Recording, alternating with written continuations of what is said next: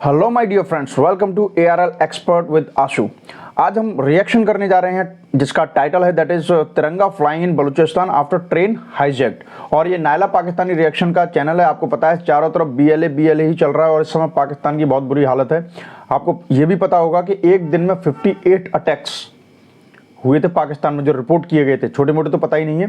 तो इसी से रिलेटेड एक रिएक्शन आया है और इसमें भी बड़े मजेदार आपको पॉइंट्स मिलेंगे हमेशा की तरह। देखते हैं पाकिस्तानी माइंडसेट क्या बोलता है, फिर हम अपना एनालिसिस साथ के साथ देते रहेंगे। अभी स्टार्ट करते हैं।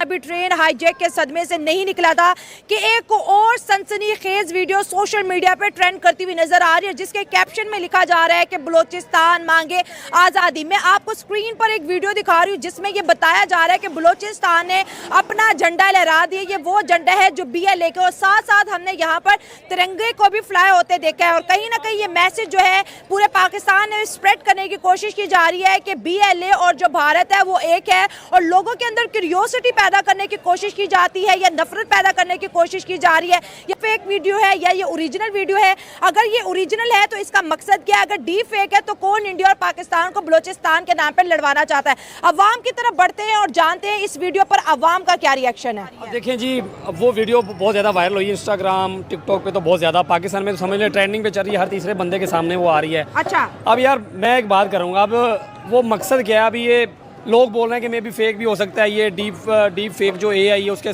जरिए बनाई गई होगी, AI के जरिए जनरेट की गई है, लेकिन देखने में तो वही वो रियल लग रही है वीडियो। अच्छा, ठीक है जी, रियल लग रही है।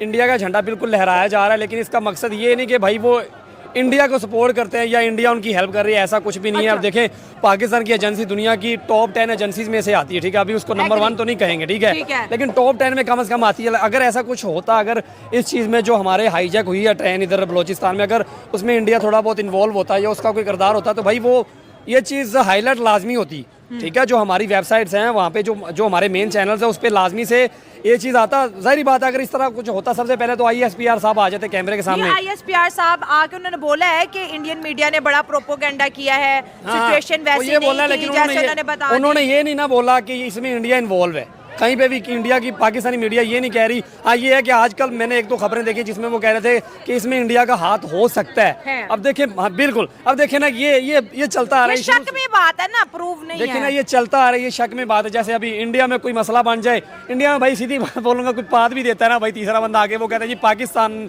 वालों ने ये किया, तो ऐसे ही होता है। पाकिस्तान में जाहिर बात है कोई काम होगा तो या तो अभी अफगानिस्तान का नाम आएगा या इंडिया वालों का नाम आएगा, क्योंकि अभी ये जाहिर बात है। आप एक चीज़ नोट करेंगी, आप भी इन्फ्लुएंसर हैं, कि ये जो हाईजैक का इतना बड़ा हुआ है मसला क्रिएट, और उसमें आपको पता है आर्मी के 100 से ज़्यादा जवान थी।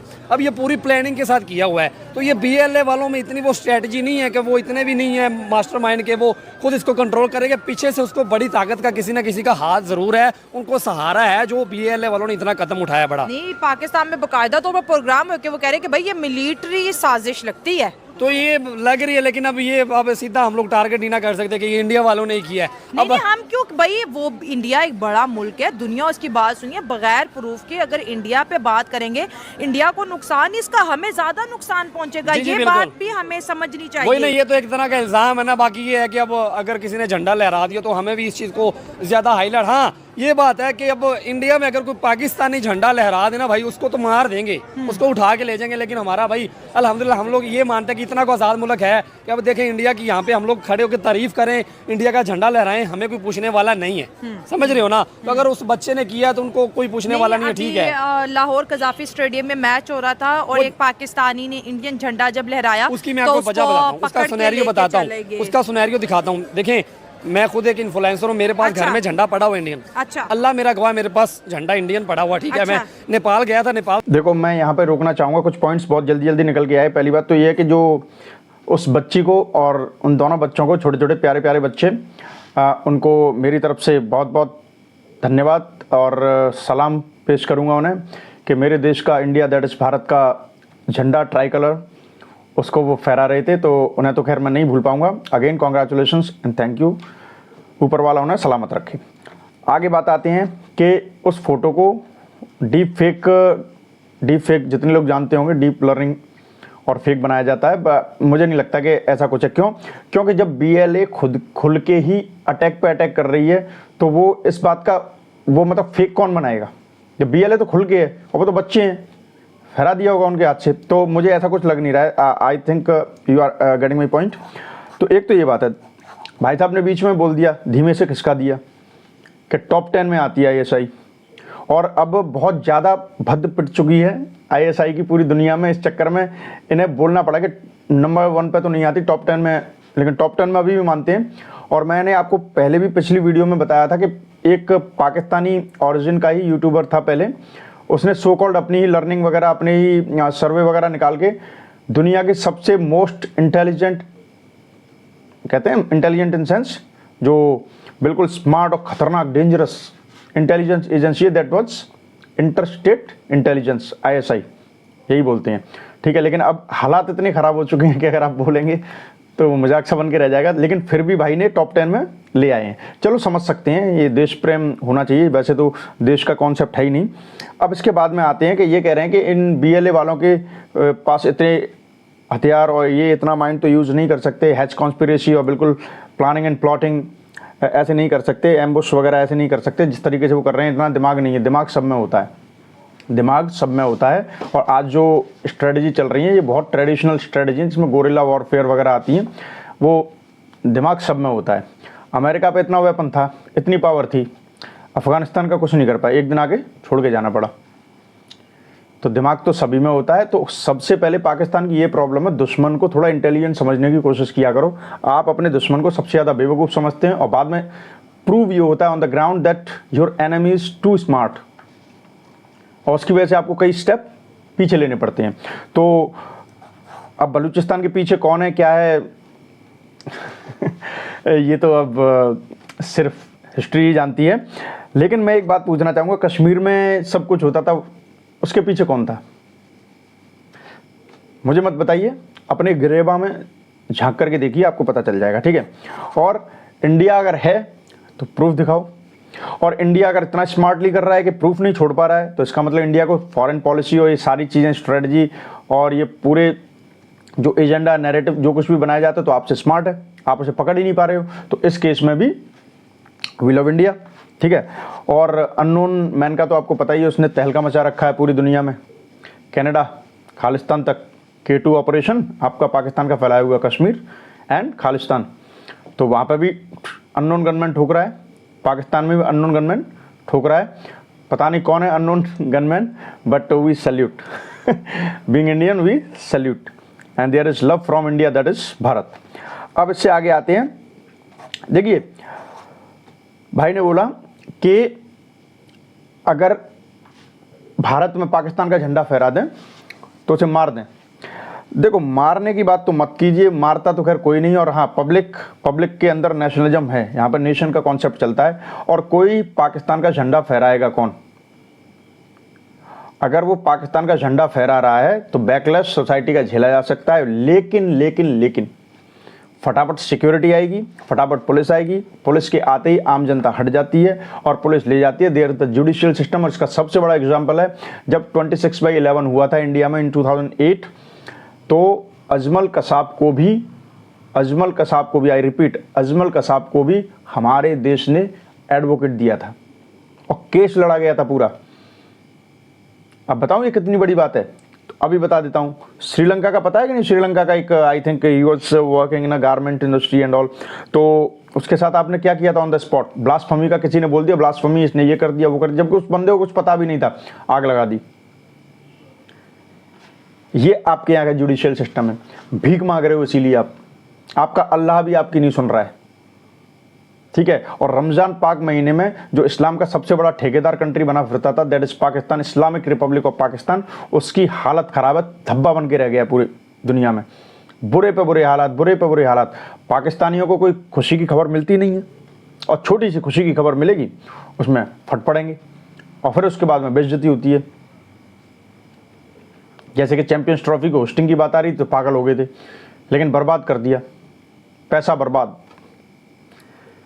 ठीक है। तो ये है कि इंडिया में ऐसे मारता कोई नहीं है। There the proper system which is followed by the common people of India, and they all are abide by the constitution of India, and they take care, they respect. Okay, Indians are not like you. बोलने को आइन, हमारा आइन ये नहीं कहता, हमारा आइन वो नहीं कहता, हमारा वो नहीं कहता, लेकिन हो सब कुछ रहा है। ओके, चलिए अभी थोड़ा और कंटिन्यू करते हैं। प्यार करेंगे तो प्यार करेंगे, आंख दिखाएंगे तो आंख दिखाएंगे, ऐसे ही होता है हर जगह पे। हाँ जी। तो अच्छा, आपको क्या लगता है, जैसे आपने कहा प्यार, हम तो कहते हैं भाई प्यार को प्रमोट करना चाहिए, हमने अपना चैनल इसी मकसद के लिए बनाया है कि जो दोनों कंट्रीज के बीच जो लोग नफरतें फैला रहे हैं उनको हम एक्सपोज करें, पीस का पैगाम दे, लव का पैगाम दे। ना पाकिस्तानी बुरे हैं, पाकिस्तानियों के कमेंट्स आप सबके साथ शेयर करते हैं। इंडिया वाले देखिए जी, प्यार प्योर, आप प्यार प्योर की बात ना करें। पाकिस्तान और इंडिया का प्यार कभी बन सकता ही नहीं अच्छा वो जी, क़यामत तक नहीं बन सकता। उसकी वजह यह है कि पाकिस्तानियों के दिल में कभी भी नफरत नहीं है इंडिया वालों के लिए, ठीक है। अच्छा लेकिन जो इंडियन है ना, उनके दिलों में ना भाई नफरत फैलाई जाती है। बच्चा उनका हिंदू, अगर वो हिंदू रिलीजन से ताल्लुक रखता है ना, तो उनको एक चीज़ उनके माइंड में बिठा दी जाती है कि बेटा ये जो मुसलमान होते हैं ना, ये जिहादी होते हैं। अच्छा। ठीक है, ये जो दूसरी कम्युनिटी के लोग होते हैं, इनको असल में जिहाद का मतलब नहीं पता। जिहाद का मतलब ये होता है कि अपने आप पे कंट्रोल करना, ये भी एक जिहाद है। ठीक है, लोगों की मदद करना ये भी एक जिहाद है। और दूसरी बात ये जो कहते हैं कि जी फलाने ने बम धमाका कर दी, ये इन्होंने जिहाद किया है, उनका जो वो बम धमाके करते हैं उनका इस्लाम के साथ कोई ताल्लुक नहीं करता। आप कहते हो कि इंडिया में बच्चों को नफरत सिखाई जाती है पाकिस्तान को लेके, तो पाकिस्तान में जो हमारी मुतालिया पाकिस्तान है उसमें क्या इंडिया के लिए तारीफें लिखी हुई हैं? नहीं नहीं, वो ये नहीं कहते कि इंडिया वालों से नफरत करे। अच्छा, वो एक चीज लिखी होती है, वो तो हिस्ट्री है ना, कि फलां जंग हुई, फलां जंग में ये हुआ, फलां जंग में ये हुआ। ओ भाई जाहिल, ओ बेवकूफ़, बोले ही जा रहा बेवकूफ़ कहीं का। तू पाकिस्तान में ही पैदा होने लायक था, माइंड मत करना, लेकिन ऐसी भाषा समझोगे तुम, ठीक है। पाकिस्तान में ही पैदा होने लायक है तू, पूरी ज़िंदगी वहीं सड़ जाएगा, पाकिस्तान से बाहर नहीं निकल पाएगा। और जब अगर फिर भी कहीं रहमत आ जाए तो बाहर निकल जाए, तब बाहर जाके एडजस्ट नहीं कर पाएगा किसी के साथ। क्यों? तेरे अंदर सिविक सेंस नहीं है, ठीक है, नॉलेज ही नहीं है कि दुनिया में कैसे रहा जाता है, कैसे क्या है। हिंदुओं में नफरत कहाँ गए? टोटल पॉपुलेशन हिंदुओं की वो पाकिस्तान में ख़त्म हुई या इंडिया में मुसलमानों की? अब क्या वही बात है, द मोस्ट डाइवर्स कंट्री, ये वो। अरे इतनी पॉपुलेशन बढ़ी है यहाँ पे, कैसे बढ़ गई? ऐसे ही यहाँ का मेजॉरिटी में नफरत है तो इतनी, अच्छा नफरत की वजह से बढ़ जाती है पॉपुलेशन। हाँ डर गए होंगे तो बच्चे ज़्यादा पैदा किए होंगे, नहीं हमें मर जाएंगे इस चक्कर में, बच्चे पैदा कर लो। जाहिल इंसान, किसी ने सही कहा है कि थोड़ी शक्ल सूरत अच्छी मिल जाए उससे कुछ होता नहीं है। अकल मार्केट में मिलती नहीं है, इसके लिए आपको पढ़ना पड़ता है, मेहनत करनी पड़ती है। और पढ़ना क्या पड़ता है? सच्ची, द रियल हिस्ट्री, ठीक है। भाई साहब बोले ही जा रहे हैं, माइक मिल गया तो बोले ही जा रहे हैं, बोली। और सबसे बड़ी बात क्या है कि वहाँ पर जो नाइला जी हैं वो सही से कभी कभी पॉइंट्स को काउंटर नहीं कर पाती हैं। अब वो देखो, इसको हम समझ सकते हैं, तो नो पर्सनल ग्रजेस, लेकिन भाई ने क्या कहा कि भारत और पाकिस्तान के अंदर प्यार हो ही नहीं सकता। हाँ ये बात बिल्कुल सही कही, बिल्कुल सही, 101% सही, लेकिन लॉजिक गलत। लॉजिक क्या गलत है कि पाकिस्तानियों के अंदर इतनी नफरत भर दी गई है, इतनी नफरत भर दी गई है, जब वहाँ की इस्टेब्लिशमेंट पाकिस्तानियों को मारने में नहीं सोचती है, कीड़े मकोड़ों की तरह ट्रीट करती है, तो ये लोग जिस इकोसिस्टम में बड़े हुए हैं, जहाँ पर टेररिज्म, ठीक है, radicalisation, extremism, bomb, atom bomb, इन चीज़ों को बिल्कुल नॉर्मलाइज कर दिया गया। चलता चलता बच्चा बोल रहा होता है, इनकी इंटेंसिटी ही नहीं पता है जहाँ पे। तो वहाँ पे जब नर्चर अप होते हैं, ग्रोन अप होते हैं, तो वहाँ पर कैसी सोसाइटी आएगी? ऐसे ही लोग आएंगे और इन्हीं के बीच में से यहाँ के हुक्मरान आते हैं और लूट रहे हैं। ये इसी लायक हैं, ये इसी लायक हैं, ठीक है। पाकिस्तानियों में भारत के लिए बहुत प्यार है, वो देख रहे हैं हम बहुत टाइम से। हर बार कुछ होता है, इंडिया रा की साजिश। इस्टेब्लिशमेंट तो बहुत कम लोग हैं, इस्टेब्लिशमेंट तभी तो भारत के ऊपर थोपती है जबकि उन्हें पता है कि ये 22-23 करोड़ की आवाम पागलों की तरह घूम रही है, जो हमने रेडी किए हैं, रेडिकलाइज करके। इनको यही तो फूंकना है, और थोड़ा सा फूंक दो ये पागल हो जाएंगे, अपना काम खत्म। अपने बच्चे विदेशों में इंग्लिश पढ़ें, मज़े करें, मॉडर्न एजुकेशन, बार, क्लब, दारू, एवरीथिंग, और फिर वो आकर के आपके बच्चों पे, है ना बिल्लो रानी, क्या है वो? उसके अंदर कोई अकल है? अगर इन रियलिटी बोलूं तो लिटरली, अगर मैं अपनी कंपनी में आके ऐसे बोलूं कि मेरी कंपनी चपरासी बन जा, फ्री में भी काम करेगा तो भी नहीं रखूंगा। वो कौन था? विदेश मंत्री, एक्सटर्नल अफेयर्स मिनिस्टर। हमारे एक्सटर्नल अफेयर्स मिनिस्टर देखें एस जयशंकर जी, उनके सामने लल्लू है, बिल्लो रानी। तो नफरत किसके दिल में है ये दुनिया देख रही है, और आपके प्रूफ को कोई मानता नहीं है। क्यों? क्योंकि आप रियल प्रूफ कभी देते नहीं है। बातें कितनी भी उड़वा लो, प्रूफ है नहीं। तो लगे रहिए, फायदा इंडिया का ही है, और India that is Bharat. Continue करते हैं। वो जंगों के बारे में बताया जाता है, जैसे 1971 की जंग हम लोग हारे हैं, तो उसके बारे में लिखा गया सारा डिटेल में, पढ़े ना आपने? जो जंग जीते 1965 वाली, उसके बारे में लिखा गया है। तो वो कभी ये नहीं कहते कि इंडिया वाले हमसे ये या इंडिया वालों को बुरा समझो, ये नहीं समझाया जाता। और मुसलमान घर में जो बच्चा पैदा होता है उनको ये नहीं कोई बताता कि भाई हिंदू ऐसे हिंदू वैसे, नहीं बताया जाता। लेकिन वहाँ पे जो हिंदू पैदा होता है उनको ये बताया जाता है कि ये मुसलमान होते हैं, ये आतंकी होते हैं, ये जिहाद करते हैं। मतलब पाकिस्तान को, पाकिस्तानियों को, मुसलमानों को एक नेगेटिव रोल दिया जाता है। देखिए, अभी कोई भी इंसिडेंट होता है, सपोज अगर हम लोग बलोचिस्तान का ट्रेन वाला इंसिडेंट लें, तो नो डाउट बहुत हार्टफुल था हम लोगों के लिए, नहीं होना चाहिए था। तो हम लोग इसको डायरेक्टली जो है ना उससे रिलेट नहीं कर सकते, जो कि आजकल वीडियोस चल रही है। सही है। They are totally fake. अच्छा। आई बिलीव कि वो AI जनरेटेड है। अच्छा। क्योंकि आजकल टेक्नोलॉजी इतनी लेटेस्ट हो चुकी है, इतनी अपग्रेड हो चुकी है कि आप सिंपली एक बार खड़े खड़े बच्चे को जो है ना कुछ भी आप हाथों में उसका इंडिया का झंडा पकड़ा दें, कुछ भी कर दें। अच्छा। देखिए, बैकग्राउंड पे हमारे इंटेलिजेंसेज है जो आपस में कोऑर्डिनेट कर रही होती है, इंडिया पाकिस्तान के एजेंसीज की कोऑर्डिनेशन है, ये बात कोऑर्डिनेशन होती है उनकी। हाँ। तो दे नो वेरी वेल। के सामने ये कुछ पॉइंट्स और बोल देता हूँ। मुतालिया पाकिस्तान की बात आई, मतलब पाकिस्तान की हिस्ट्री जो बचपन से पढ़ाई जाती है। आप जा करके BBC की documentary, I am not supporting BBC, पहली बात तो ये है, ब्रिटिश ब्रॉडकास्टिंग कॉर्पोरेशन, जो ऑफिशियल और गवर्नमेंट रन बोलते नहीं है, but government run of British. आपने देखा होगा उसमें कभी ब्रिटेन की कोई भी खबर नहीं होती है, कोई उल्टी सीधी, सब अच्छी खबरें होती हैं, और उसका सीधा एजेंडा होता है जिस कंट्री में जाओ वहाँ का पॉइंट्स को इस तरीके से निकालो।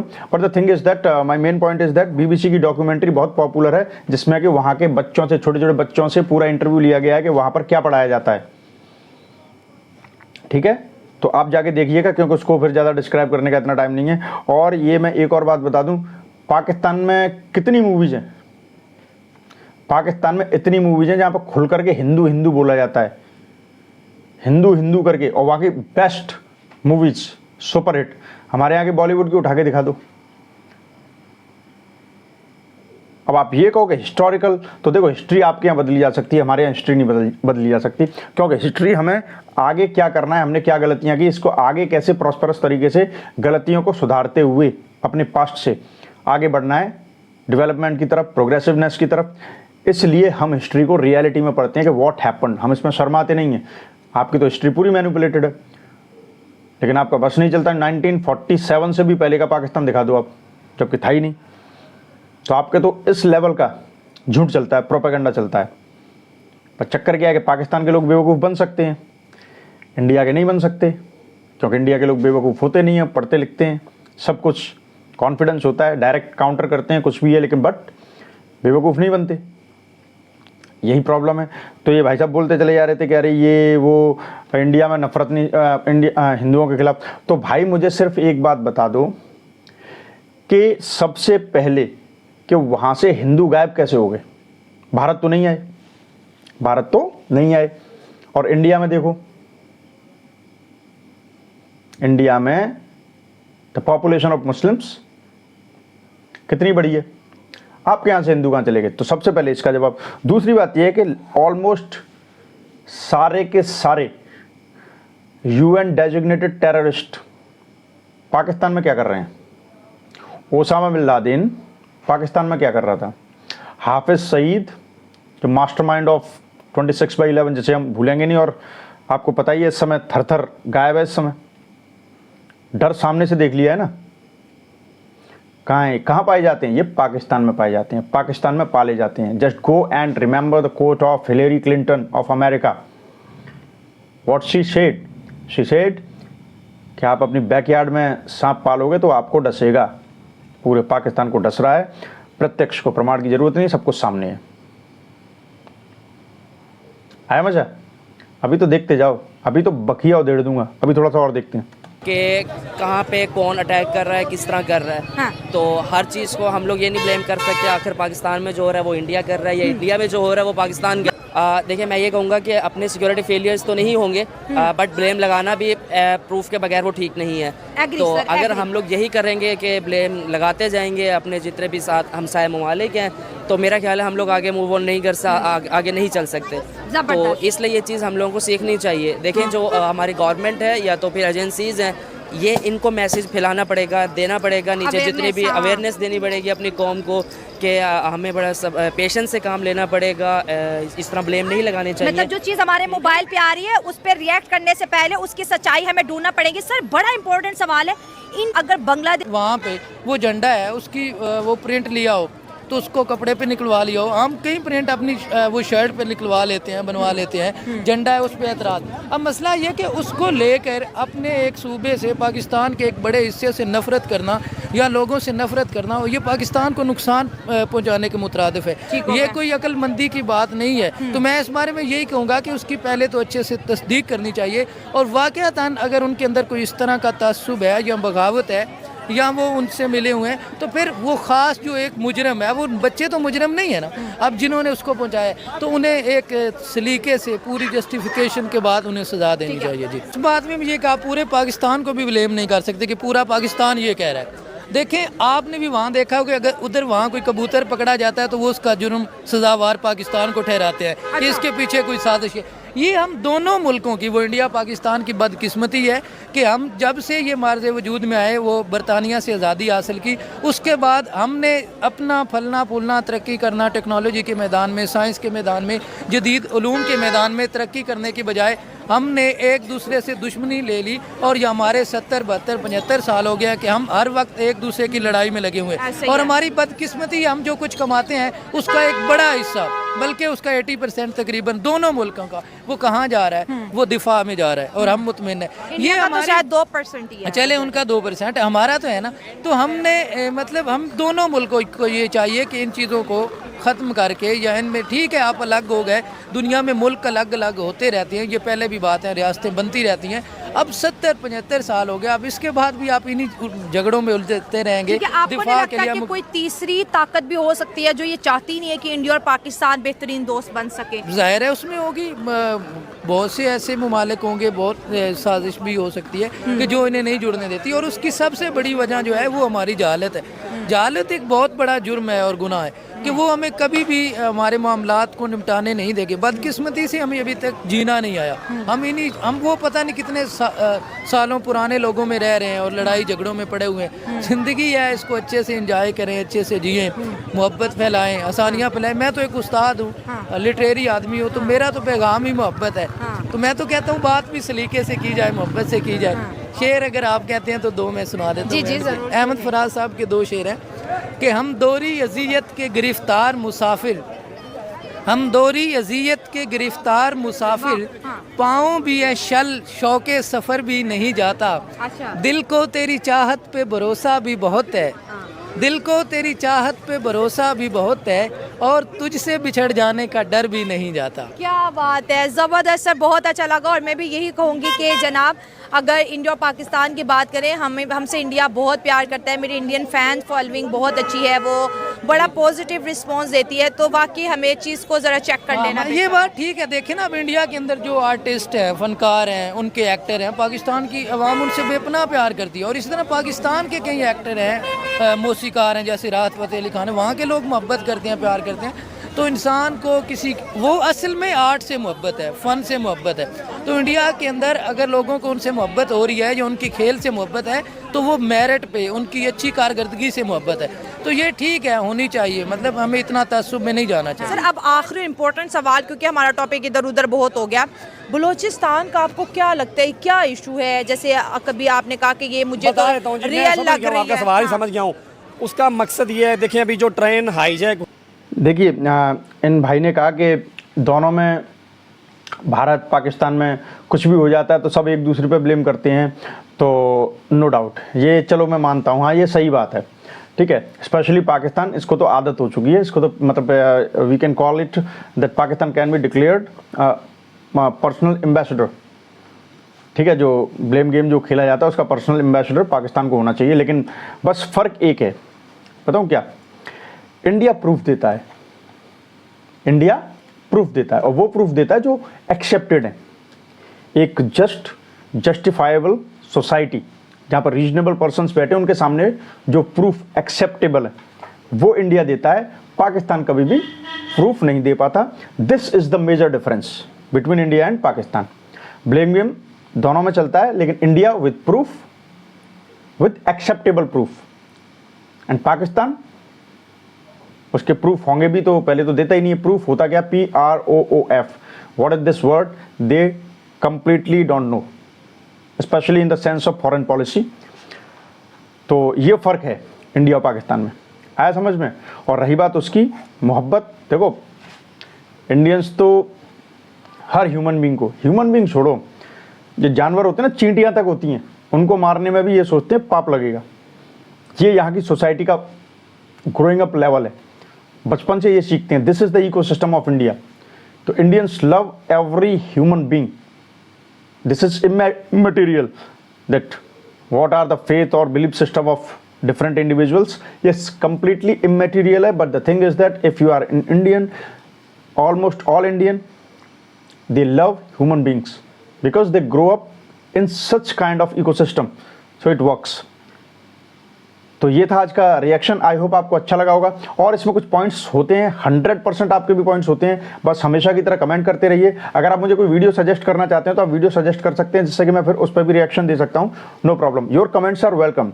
तो बस मैं यही चाहता हूँ, आप कमेंट करते रहिए, शेयर कीजिए, सब्सक्राइब जरूर कीजिए। क्यों? क्योंकि आप जानते हो आपका एक सब्सक्राइब मेरे लिए सेल्फ मोटिवेशन के लिए बहुत ज़रूरी है। इसके बाद जल्दी एक अच्छे हॉट टॉपिक के साथ अगर अगले रिएक्शन में मिलता हूँ मैं आपसे। Till then take care, good luck and bye bye.